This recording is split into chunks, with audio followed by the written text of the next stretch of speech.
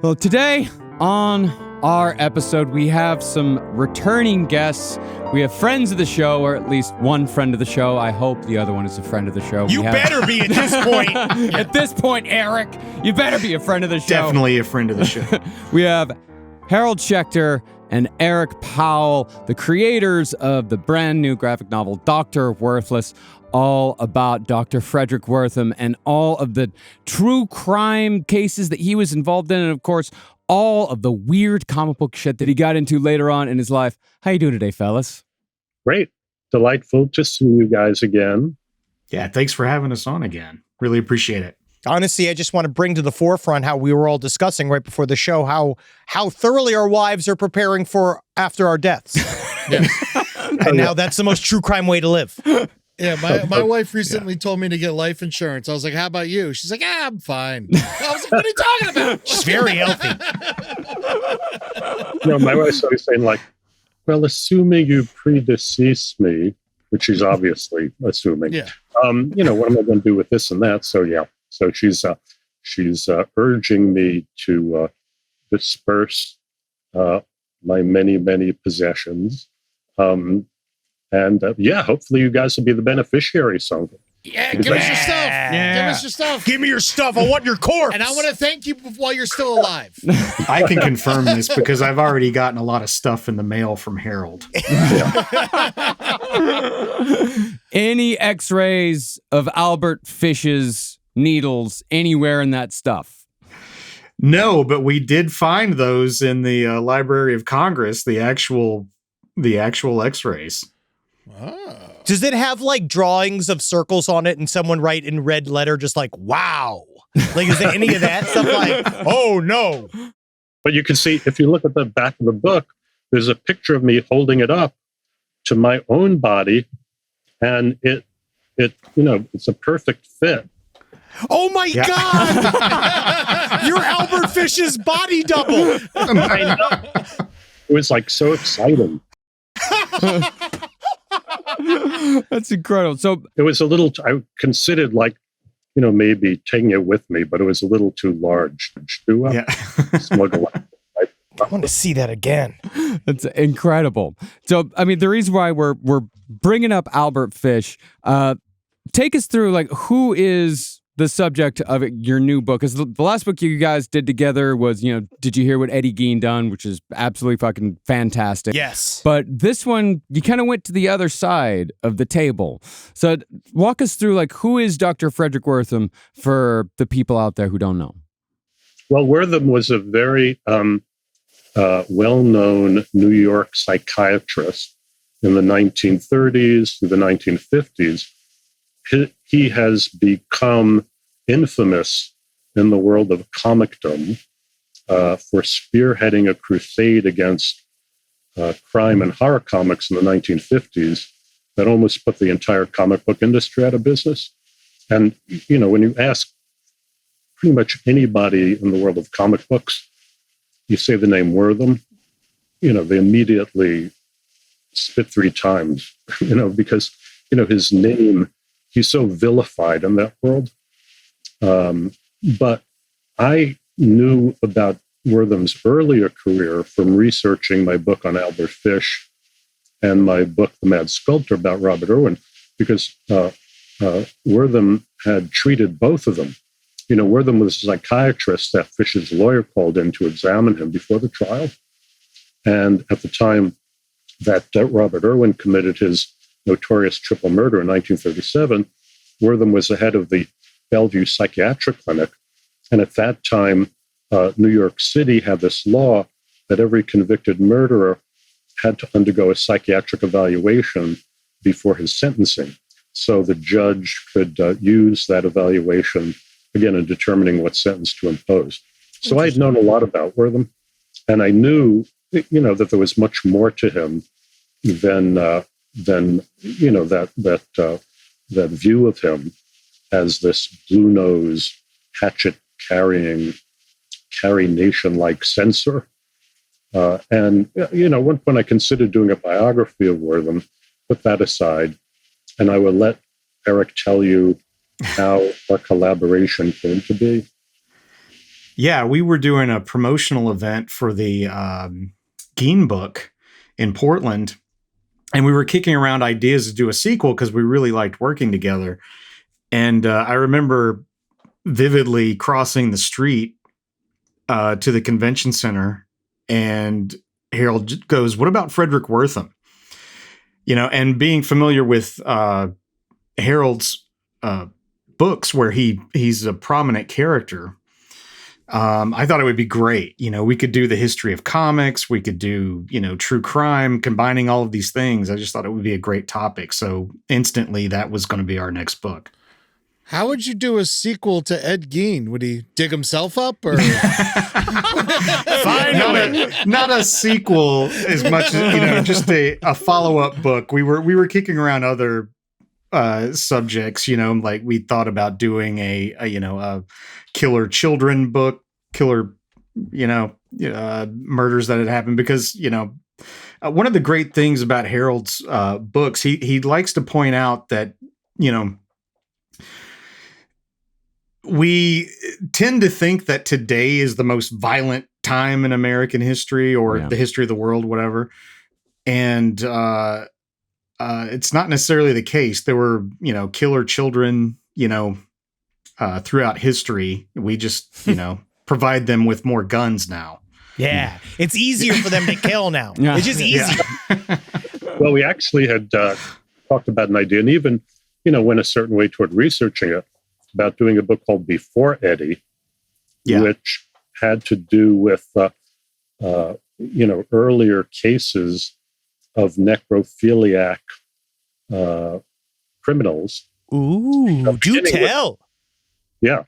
Well, the word necrophilia was coined to describe this French sergeant named Sergeant Bertrand, who back in the 1800s, would sneak into Père Lachaise Cemetery and other cemeteries and dig up corpses until he found one of an attractive young woman, and then have necrophiliac sex with the corpse. Whoa! Yeah, you should do that one. Yeah, do that one. I'm looking at this now. That's an awesome story. Just the next one. Yeah, Eric, you have so much fun drawing Père Lachaise. That's such a beautiful cemetery. Yeah, well, with other cemeteries as well. They always said that, Eddie Gein was like a specifically American kind of necrophile, because this French guy, being French, wanted to have sex with the corpses, whereas Eddie Gein just wanted to turn them into home improvement projects. Yeah. So that was... He was flipping them for the market. That's capitalism, baby, America. Anyway, that's that idea, and but we ended up doing Wertham. Yeah, I mean, Wertham was someone that I was definitely one of those guys, one of those comic book fans that, you spit when you hear Wertham's name. Like, growing up in the 90s and getting into comics in the 90s, like Wizard Magazine did entire spread, like they did a full article on the history of Wertham. And, anytime you wanted to make a joke about censorship or something, like Wertham was always the guy that you came back to. The paradox that comic book nerds would always bring up is, yeah, Dr. Frederic Wertham, like comic books are awesome, but the reason why they suck is because of Dr. Frederic Wertham, but they're also awesome at the same time. So fuck you for making fun of me for reading comics, but it's also this Wertham guy's fault. Right. Because back in the night, he was the guy that, he was the one that got rid of Tales from the Crypt, or not got rid of, but he was the one that fought against it way back in the day. As a comic book artist, I still think he's kind of a dick. Yeah. But after doing this book and researching it, he was a well-meaning dick. Yeah. Where do you think comics would be now if he didn't exist? Well, in a way, I've been telling people they should thank Wertham, because if it hadn't been for Wertham, there wouldn't have been a Robert Crumb. That whole, all the underground comics of the late 60s and 70s were a complete reaction against the comic book code. And for that matter, if it hadn't been Wertham, there wouldn't have been Mad Magazine.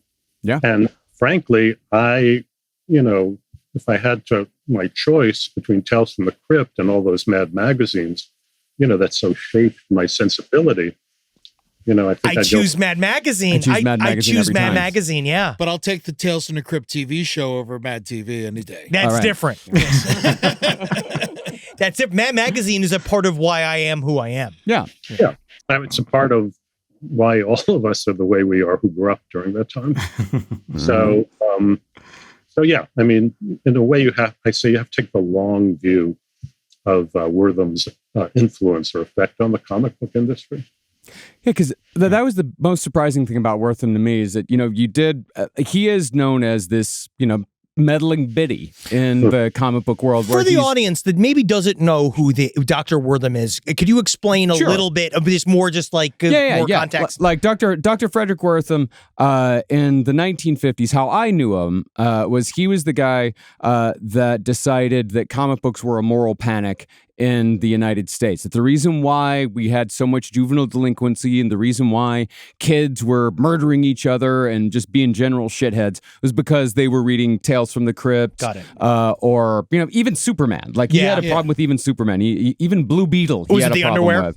It was the underwear. It was the violence. He said every comic that has violence in it is a crime comic. Now, correct me if I'm wrong. Didn't he try and save Albert Fish's life? Yes. Yeah. Well, that's the whole thing about Wertham. I mean, he was actually, if you look at his career as a whole, he was a very liberal, even progressive thinker, a very humane, very empathetic man. His whole thing was he believed, because of his psychiatric training, that violence can be drastically reduced, particularly juvenile violence, if not totally eliminated, if you eliminated these sociological causes. And he came to believe, that the comic books of the time were leading cause. And, it's important to actually look at, we always talk about the EC comics, but the EC comics, really the creme de la creme de la creme. If you look at most of the, Crime Does Not Pay or any of these other things, I mean, they really were unsuitable for children.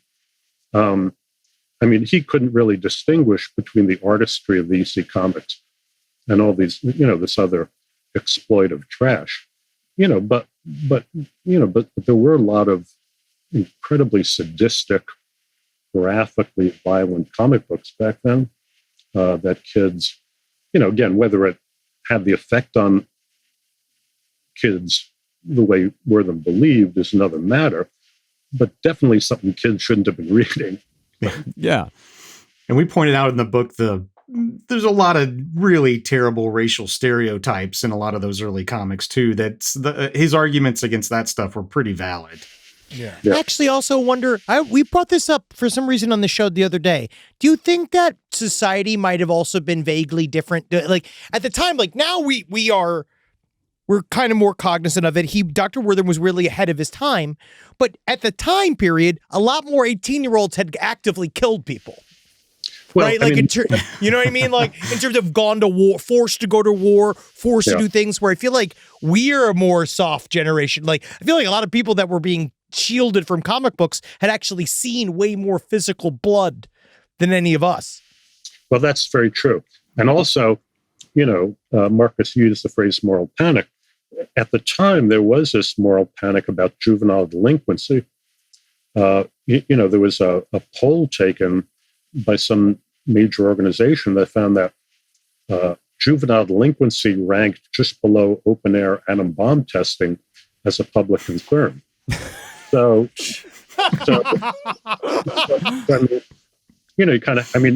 grew up, I'm a baby boomer.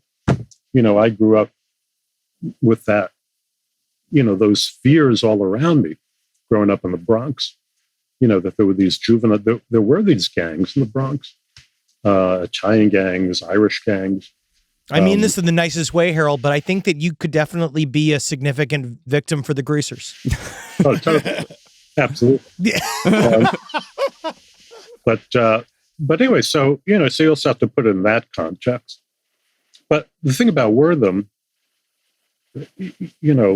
one of his major accomplishments was starting the first and only psychiatric clinic in Harlem to treat inner city patients. It was called the Fard Clinic. He created it along with Ralph Ellison and Richard Wright. And he offered, shit. Yeah, it's in the book. And if you, you charge 25 cents per therapy session. And if patients couldn't afford that, he did it for free. And, there were these very disturbed children that he treated.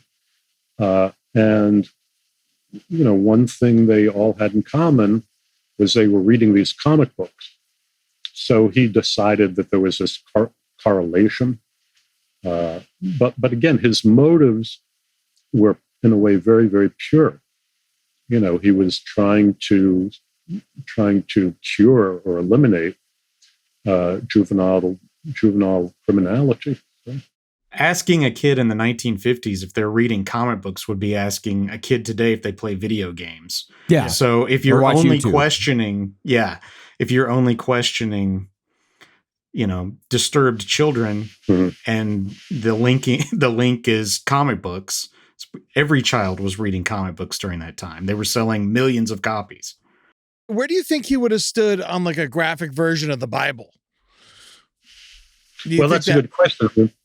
I've written about that. I mean, the Bible has probably inspired more criminal violence, than the book.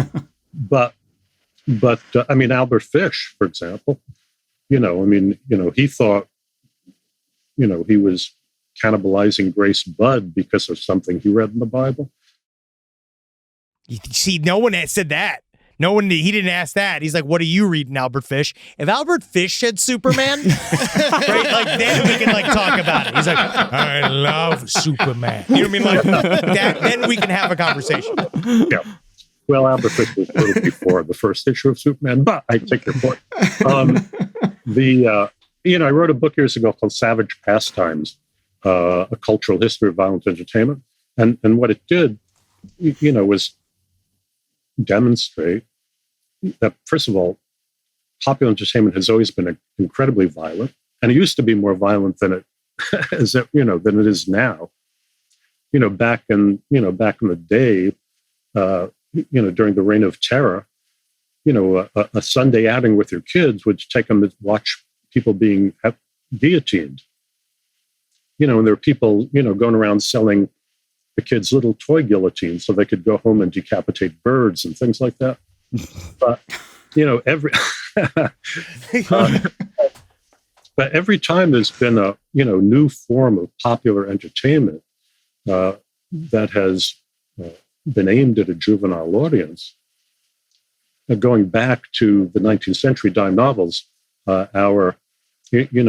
constructing the book, Eric very, very brilliantly begins with this kind of prologue dealing with Jesse Pomeroy, the Boston boy fiend, this juvenile sex killer back in the post-Civil War time. And when his crimes were discovered, people, these guardians of public morality, were claiming that, he tortured and mutilated these kids because he'd read too many dime novels. And then after that, it was, radio and movies and, Elvis Presley and, Marilyn Manson. We saw it too. Then it got to our generation. Doom. We saw it all happen with video games and heavy metal and all that. Yeah. So, I mean, where the whole crusade against comic books was just part of that whole tradition of attacking, this seemingly obvious target. So people have just always known forever that teenagers like violence and have made things for teenagers that are violent that they will buy. Well, not just teenagers, right? I mean, 99% of all popular entertainment is sex and violence. Yeah. I mean, it's a social safety valve, really. I mean, I was going to ask, where are the tits in this? Yeah. There's only one. There's only Albert Fish's genitals, and that's all. I scanned through it. Honestly, if I didn't see any tits, I don't buy it. Well, you have to talk to Eric about that. Yeah, Eric, how was drawing Albert Fish's genitals? Well, here's the thing.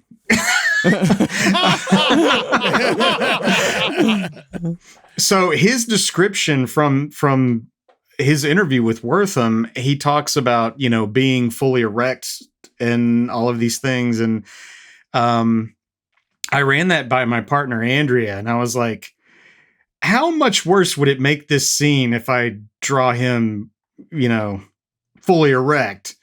And she's like, don't do that. don't do that. But it just showed. But Albert Fish, I feel like of all the characters you've portrayed, Harold, in your time period, and like if you talk about like, you can't seem to debunk anything involving Albert Fish. It seems more that he's like the opposite of these types of characters, where it's actually the more you look into it, the more fucked up he was. The worse it gets. Yeah. He was so religious he tried to crucify his own generals. Well, that's very difficult.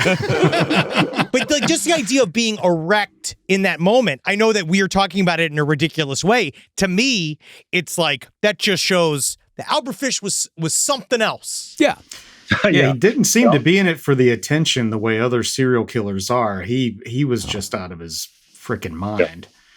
Well, and there are some serial killers, who do what they can to avoid being captured, Yes. Bundy, whatever, until they slip up.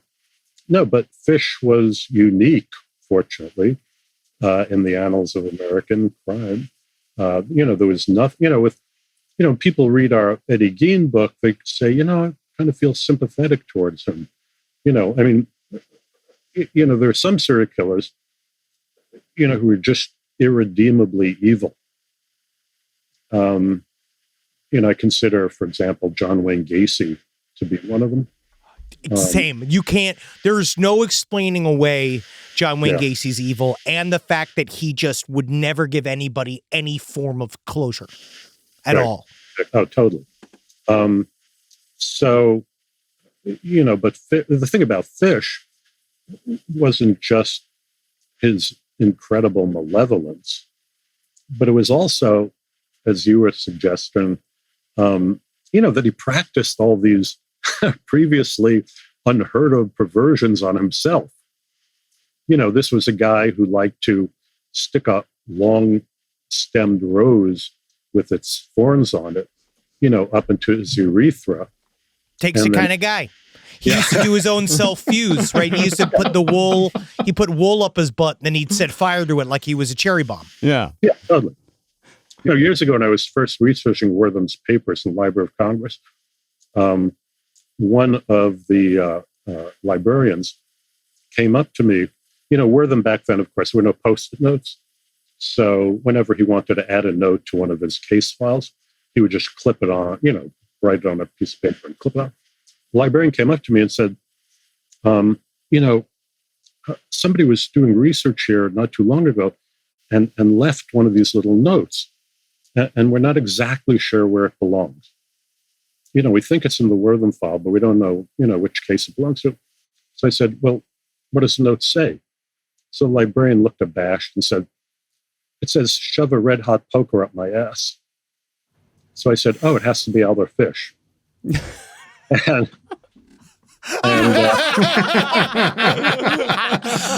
know that guy. I know that guy. Yeah. What's the next one? So librarian goes up, comes back a little while. I said, you were right. We found it. And they actually asked me if I would consent to be like the Library of Congress's Albert Fish consultant. Big money, right? Are you offering big? Is that a big money contract? Yeah. I can't tell you, man. It's such an honor. Anyway. So, when you went back over Albert Fish for this new book, for Dr. Werthless, you wrote your original Albert Fish book in 1990, right? Yes. Yeah. So Yes. is there I know when you went back over Ed Gein that you kind of found that you learned something new about him and you kind of had a different perspective.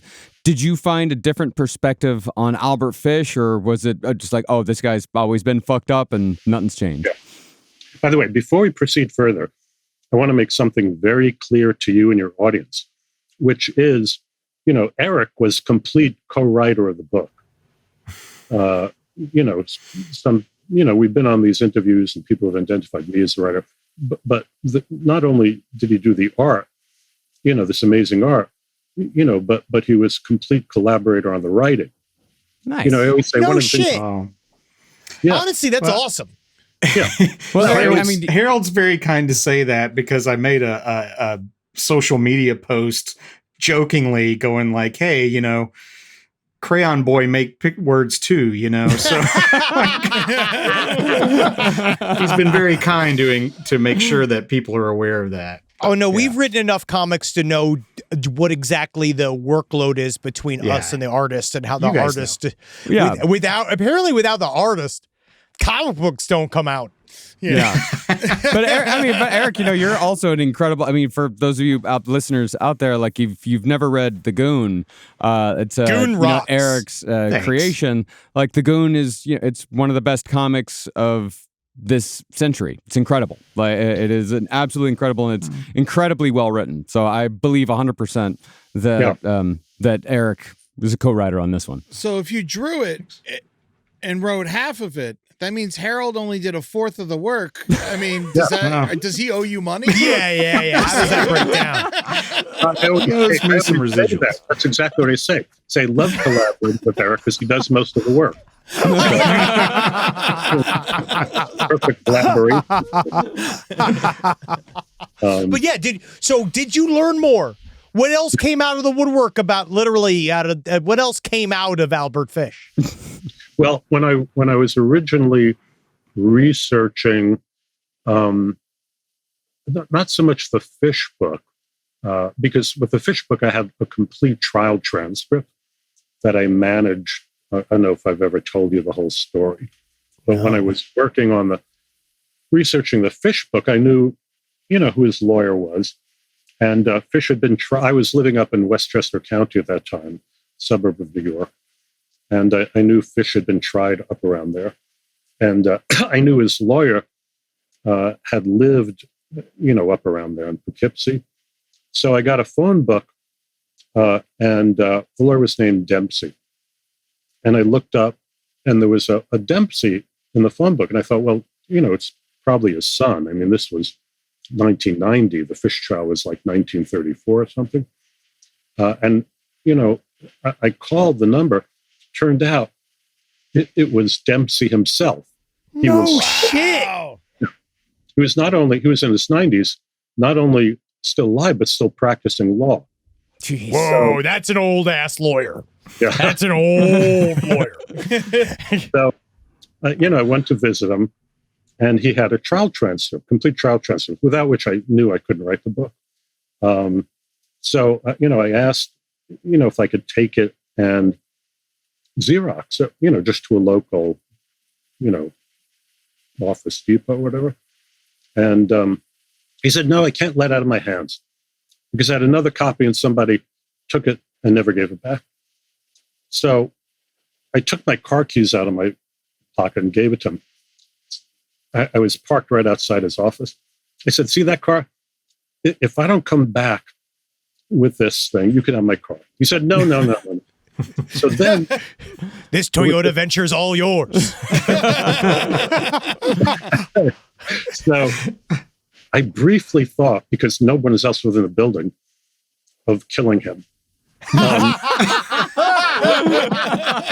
perfect scribe. He's an old man. Who's gonna know? Yeah, but anyway, I persuaded him. He agreed that if he lived on a big estate, that if I allowed his estate manager or whatever, to come with me and stand by. So anyway, point being, that was my main research on Wertham at that time, because I had his complete testimony and so on. So wow. When I did the book on Robert Irwin, I went to the Library of Congress to research Wertham's papers. But a lot of the material in them was inaccessible. Wortham's wife, when he died, put restrictions on how much researchers could see them. Because there were still some of the people he treated who were alive. She said, they couldn't be seen until 25 years after his death. So, in answer, and he lived to 2022. Yeah. I can't believe he was a full 135 years old when he died. Yeah, but by 2022, no, he was long dead. So yeah, there was material in there that I'd never seen before, including, the X-ray that I posed with. Have you ever gotten a hold of his last words? Fish? Yeah. Because they said, didn't he give his lawyer, didn't he write like a document, his last testament or whatever to his lawyer, and his lawyer said, no one will ever see this, it's the worst thing ever written? Not to my knowledge. I thought I saw that. I was reading about that, and the lawyer came out and he said he wrote this 4-page long, Albert Fish on himself. And he was like, this is actually very gross, and none of you can see this. Well, there was in the trial transcript, there was the testimony that was introduced, which was available to the public, was so unspeakable. There were all these obscene letters he had written to various women and so on and so forth. And as they're reading him, he's getting harder and harder and loving every second of it. And just I could just see him whistling and just being like, yeah, you guys are all getting it. You're all getting it now. Yeah, no. We did come across some handwritten letters from him that I had pulled a few excerpts from and included in some of his speech in the book. How was his penmanship? Yeah. Everyone's penmanship was neater back then. Sure. It's like reading a letter from some farmer back in the day. It's all eloquent and everything, Yeah, exactly. Yeah. We have you look upon right here. There's a graceful little butt here. I'm sorry. I don't know why I went there. Yeah. God, though, Al, because I just forgot. It's been so long since I've been around Albert Fish that it was like preparing for this reading, like going through, and it was just like, oh yeah, he was fucked up. Yeah, it's shocking every time. He never had a shot. What do you think he'd be like if he wasn't a serial killer? Do you think he would have been like a candy maker? Like, I'm trying to think like what he would have done. Butcher, maybe. Well, for me, Albert Fish is a guy that, because you look at some of these serial killers and you see that they're somewhat of a product of their time, or there are influences that, make them who they are, and the way that they commit their crimes, is very much tied in with, the historical context of it. But Albert Fish just seems to be this monster dropped into the world, and that there's just not a whole lot else to it. He's just dropped into this world, and he would have been if Albert Fish would have been born in 1985, he would have done the exact same shit and been the exact same person. There was something significantly broken in that guy that I don't think it was just like, oh, here's the moment, that. His moment in his childhood affected he was him. doing crimes as a little boy. He was doing crimes. And then it was all the litany of crimes. It wasn't just sexual crimes. It was like theft and all the other things that go like in there. He was a career criminal as well. Well, and he'd also, I think I point out in the book, we always think of Albert Fish, as the way we've seen him as this wizened old man. But there are pictures of him as a young man. He was a young man. And he had gone to Europe, and he had been a male prostitute. But, his whole life was just, was all, the center of his life was sexual perversion and sadism and masochism. But Fish was, I think of, I often say it's as hard to explain an Albert Fish as it is to explain a Mozart. There are some people, who just, they're the outer limits of human possibility. Yeah. In one case, in terms of evil, in another case, in terms of great artistic genius. But, ultimately, the Bible talks about what it calls the mystery of iniquity. We all want simplistic explanations for things, because it's reassuring somehow, but there are no simplistic. Yeah, he was just dancing like nobody was watching. Yeah. He was really himself. And honestly, we could learn that from Albert Fish in a way that he could really, like, be you. Yeah. I could tell you're a glass is half full kind of guy. Yeah, especially when as long as it's urine. How many people? But to get back to Wertham for a minute, Yeah. as mentioned before, very significantly, Wertham argued very, very strenuously, to save his life. To save Albert Fish's life. To save Albert Fish's life, because he felt that, it would be worthwhile for science to be able to study a phenomenon like fish. So, anyway, yeah. So what would they do with him after the fact then? So see, I guess they did go to talk to him several times after the fact. Like, what happened after this? Was Albert Fish, did he just die in obscurity in a mental asylum? Like, No, They he was, roasted him. He's executed. Executed. yeah. he went to the electric chair. They're all God, he the- must have loved that. He helped fasten it himself. God, he would have loved that, dude. Remember there were the all of the rumors that the pins in his genitals shorted had out. shorted out everything out. Yeah, that's right. The legend. God damn. At least he got to live his dream. How many Well, people again, do we I think mean- he killed?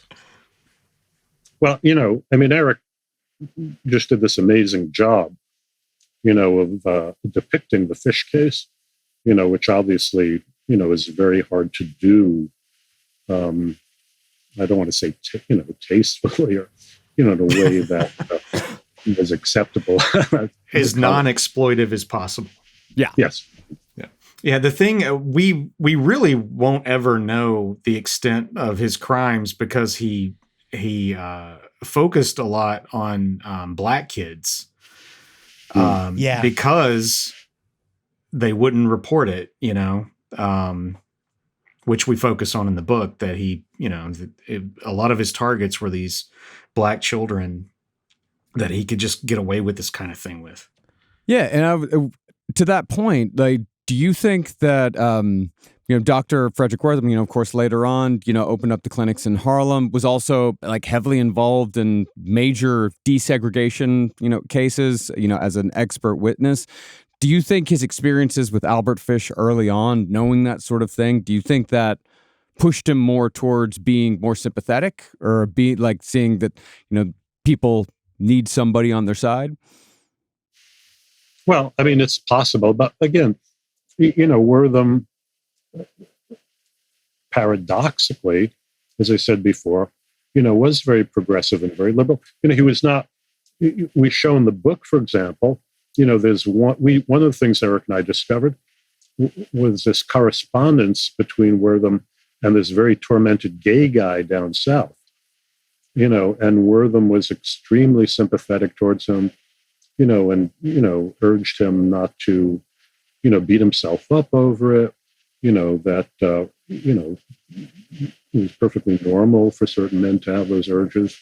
When the controversy over Elvis Presley broke out, he was supportive of Elvis Presley. He didn't see anything wrong with that. There was a case that Eric and I also discovered where, back in the 50s, if you wanted to see nudie magazines with actual pubic hair on women, you bought these like nudist magazines, which are all sold under Better Health and whatever.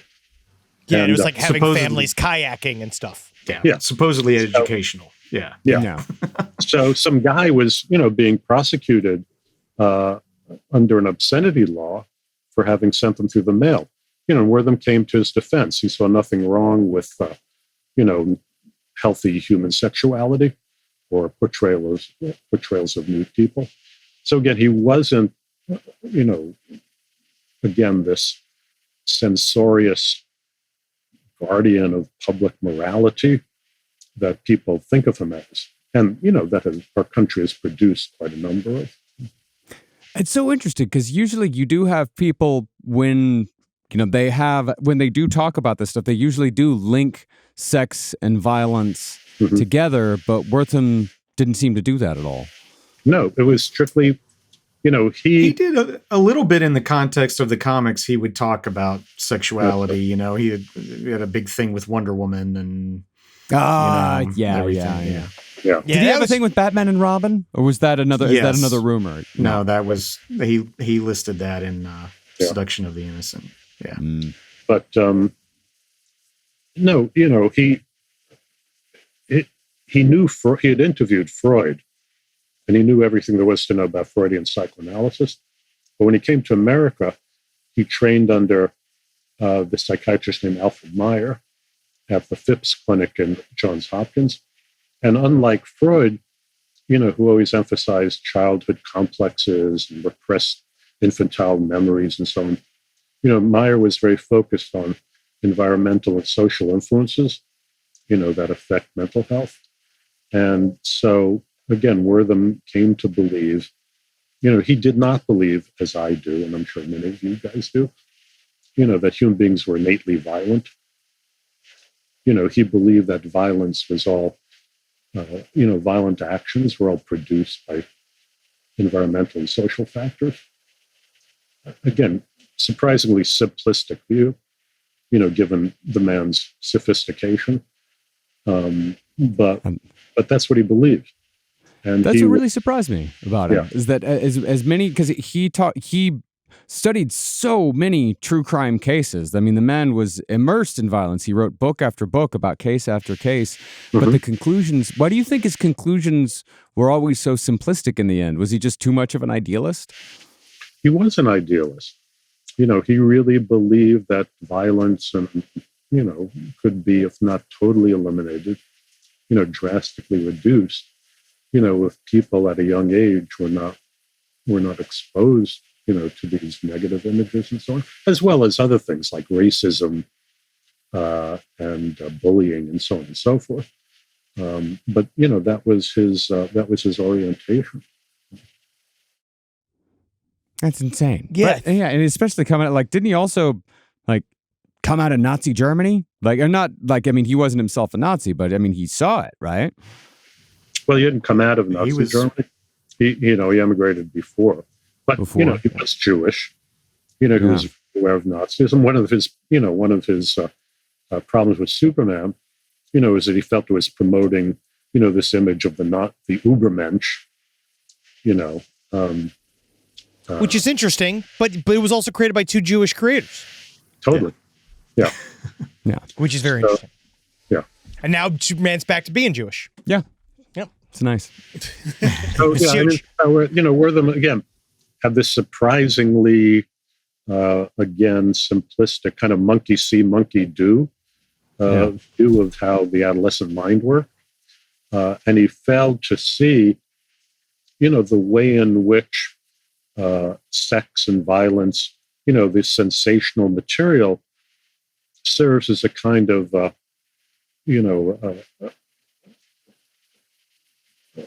pressure cooker-like thing. You need to release this pressure that exists in all of our minds because of who we are as a species, by providing some sort of socially acceptable outlet. Yes. And, and comic books were one of the many forms of popular culture that did that. And he just didn't see that at all. I don't think humans are inherently violent, but we have violent thoughts. Yeah. And I think that it's okay. I think it's okay to have those thoughts. I think it's okay to want to express those thoughts. And I think that it sounds like these simplistic decisions are made because these are people desperately looking to help. And they think that children are innocent, right? They think that children wouldn't come prepackaged with any of these thoughts. Yeah. So you don't think we belong to an innately violent species? I think that we are forced by sometimes our own actions and sort of what is the 3D kind of creation of society has kind of created putting society on nature has created a natural conflict between all of us. What about societies, pre-civilized societies? There's never been a culture in all the world. There have been lots of studies of all these indigenous Aboriginal cultures. I mean, warfare and violence, have existed from time immemorial. And there's even evidence going back, to the fossil record that our prehistoric ancestors, are incredibly violent, cannibalistic, and so on and so forth. My own point of view, not to get into a prolonged argument with you, Henry. Please. No, I love it. Is, as I'm sure we share more DNA with chimpanzees than chimpanzees do with gorillas. And, chimpanzees are insanely violent creatures. Yes. I'm sure. There's a very good book. I got to know this Harvard. This chimpanzee? No, sadly. Of course, they're incredibly cute when they're young.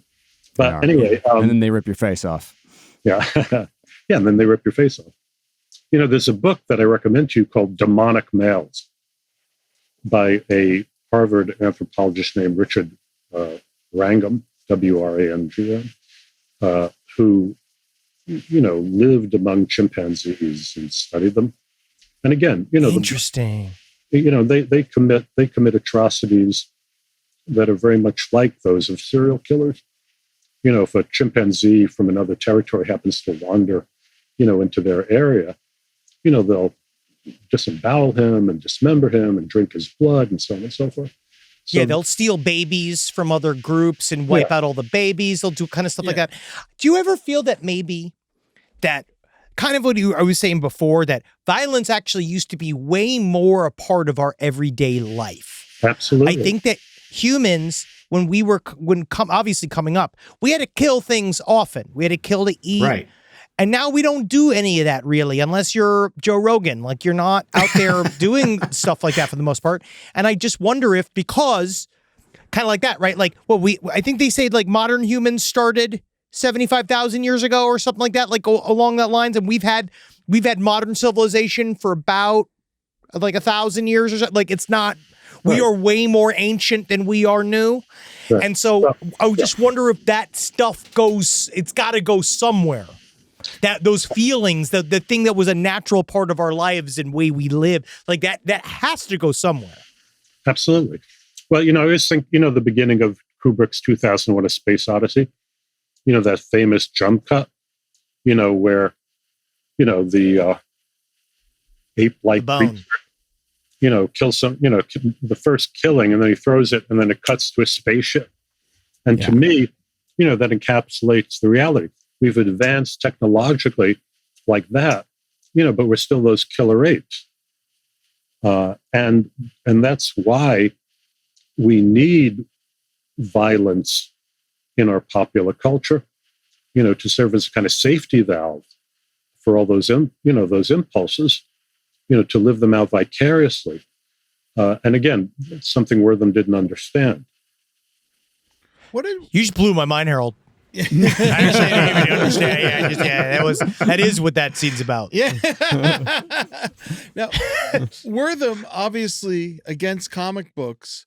Where did he stand on violence in all other forms of media? Eric, do you want to take that? Well, later on, he was still ranting about it. Switched from comic books to television. He was very anti-violent when it came to television, and he wrote an article for the TV Guide or something about. Yeah. Am I remembering that correctly? Yes, Harold.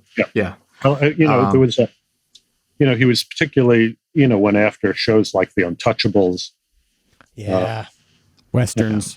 Yeah, Westerns. When I grew up, I just was at my sister's house. She had all these photographs, of our childhood. She's 6 years old now. And like every picture of me when I was a kid, I had a gun in my hands. Oh, yeah. Yeah. Because all we did was play cowboys and Indians. And there was something like 37, violent Westerns on TV. The opening of Gunsmoke, every week you see him just shoot down some guy. Yeah. It's awesome. Yeah. Or if you've ever seen Have Gun Will Travel. Yeah. Close up Another with thing. His special Colt 45, fetishizing guns.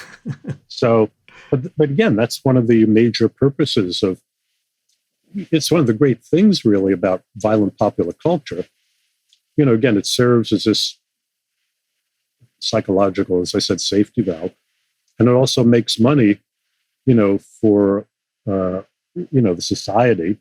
So, you know, what could be bad about it? But again, Wertham didn't perceive any of that. And, you know, as Eric was saying, yeah, he later on went after,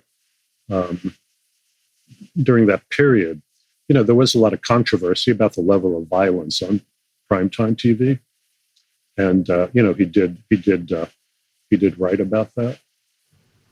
He was also full of contradictions because he himself, you know, some of his books, in our book, we go into detail on it, come off as almost like, you know, pulp crime magazines or something, you know, where it's very exploitive of, you know, the crimes he's portraying. It's not just from an academic standpoint. He's definitely writing it as a, you know, kind of the thrill of depicting these crimes. And he also, you know, tried to get films made based on some of his books. Mm-hmm. Do you think there was something within himself that he didn't like? Because if you are writing about true crime in such a way, with making it more lurid than it needs to be, if you're giving it a little bit more oomph to it, like, it's titillating in a way. Like, do you think that he was scared of himself and like, what he liked about it? To me, he seems very egocentric. Yeah. Now, I got into trouble recently with a scholar who has studied Wertham extensively. You know, my background has a lot to do with 20th century depth psychology, and there are certain ways in which I'm kind of an unreconstructed Freudian. So, you know, I was playing armchair psychiatrist and suggesting, you know, that on some level, exactly what you're saying, Marcus, you know, that his fascination with comic books, which extended to the end of his life, you know, when he was writing about fanzines and so on, you know, had something to do with some hidden, unacknowledged attraction, you know, to this medium and to all this violent stuff. Again, pure speculation, armchair psychiatry, but nevertheless, I think there might be some validity to it. Yeah, freaked him out. Yeah, and he just doesn't understand. And then he wanted to help the kids. Yeah. I mean, what freaked him out was, you know, his own unacknowledged, again, attraction and, as you say, titillation. You know, how that material on some level stimulated him, you know, that he was defending against, you know, by attacking them as evil. So, Well, that's why we just get stronger. Because they keep trying to attack us. They keep trying to take us down, Harold, and they can't. They won't. I so admire you. No one's tried taking us down. We've been trying to get the moral panickers to come after us for years, and they are not taking the bait. Jesus was gay. He's trying to say something. I just want to, you know, rile him up. Prove him wrong. I did 2 abortions this morning. Henry and the rest of you, you're a force for good. Thank you. Thank you. And as are you, Harold, and as are you, Eric. Thank y'all so much for coming on the show today to talk about the book. Where can people find Dr. Werthless? It's available anywhere books are sold, I think. You can Amazon, obviously. Yeah. Anywhere you go to buy your books. Your local comic shop would be a good thing. You know, go support your local comic shop. Yes. Always. Small bookstores, if they don't have it, they can definitely order it for you. Nice. Wow. Yeah, go get that damn book. It's extremely interesting. It's great. And also, you could see pictures of Harold Schechter next to and behind Albert Fish's pelvis.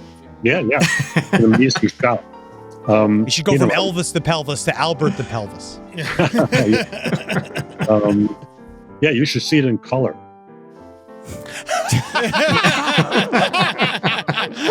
So pink. Yeah. Anyway, well, thank you guys. It's always a pleasure. Thank you, Yeah, Mr. thank you. Schechter. Thank you, Eric. Thank you, Harold. Always a wonderful, wonderful pleasure. Always a pleasure. Thank you.